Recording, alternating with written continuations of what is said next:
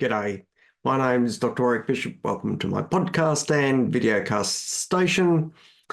As always, I really would like to say thanks for tuning in, and I hope you find what I'm sharing informative, helpful, and useful for your best health journey, well, or even just your health literacy. I'd like to talk about genetics in a very simple way. I'm not a geneticist. I'm not super duper clever with all that stuff, but let me share it with you in a way that probably makes sense for us clinicians, the people seeing individuals and thinking about this. When we think about genetics, and I'm going to talk about cholesterol-related issues and genetics, when we think about genetics, we think about it in two main ways. We think about single genetic mutations that then have a significant impact on what we see for an individual in their lipid profile, and I'll talk about that in a sec. We also see what we call polygenic influences on what we see in the individual. So monogenic, polygenic. Monogenic means we identify one single abnormality. For example, an abnormal receptor for LDL cholesterol, or the LDL particle, I should say, the LDL receptor. So we see a monogenic abnormality and can track that down to a very single and specific functional abnormality that then drives what we see in the patient's blood, like really high cholesterol, LDL-C levels, really high cholesterol levels. Polygenic issues mean that the individual doesn't have necessarily one single abnormality that drives what we see in the blood, but lots of little abnormalities that come together and cause the problem. How could we compare that to something we see on a day-to-day basis? Well, for example, we could say, well, let's relate it to car accident for argument's sake. Let's say a monogenic cause of a car accident would be brake failure in a brand new vehicle. So everything's working well, but the brakes fail, are one single cause leading to an accident occurring. Let's take a polygenic cause for a car accident. It might be brakes that are a bit rubbery, not being bled properly. It could be old brake pads, could be bald tires, could be dirty windscreen, could be the windscreen wipers are not wiping the rain off the window. Are you getting a sense for what I'm talking about? The shock absorbers may not be working properly. The headlights may not be working properly. Multiple factors feeding into why the accident occurs. So monogenic, polygenic. When it comes to the sort of patterns we see when we're dealing with people and their cholesterol issues or their blood lipid issues, there are four main types that we sort of see clinically. One is raised cholesterol. One is raised cholesterol and triglycerides. One is raised triglycerides of their own, and another is raised lipoprotein A. Well, how do each of these relate to monogenic and polygenic contribution?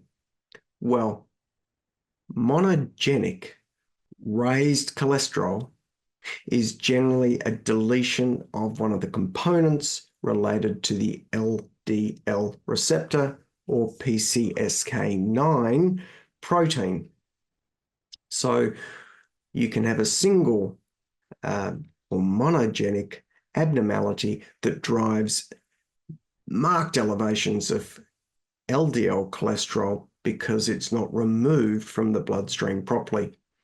This monogenic abnormality is linked and called, it's linked in families, and it tends to be called, as you guessed, familial within families, hyper meaning increased cholesterol, the stuff we're talking about, emia within the blood. So monogenic abnormality of receptor handling for LDL-C or LDL particles, giving rise to familial hypercholesterolemia. Polygenic elevated cholesterol doesn't tend to be quite as high, can be close, can run in families as well, doesn't seem to have the same significant elevation as monogenic. Familial hypercholesterolemia doesn't often seem to have exactly the same family linkages and often doesn't seem to necessarily have exactly the same sort of risk for the individuals involved, although we have to watch that very closely because either way, whether you end up with monogenic or polygenic raised LDL cholesterol, the impact is going to be pretty similar on your vasculature over time because of that rust, if you like. So they don't tend to have quite as high cholesterol levels. That's because everything's working, just not quite as well, or the combination isn't quite as well, rather than a complete default of one of the genes. When it comes to mixed dyslipidemia, mixed lipid patterns with raised triglycerides, raised cholesterol, these tend to be polygenic. So we don't tend to find a single monogenic cause for this group. These people may also include individuals with a propensity toward diabetes, and that as well seems to have a multi or polygenic contribution that you'd seem to get from the family.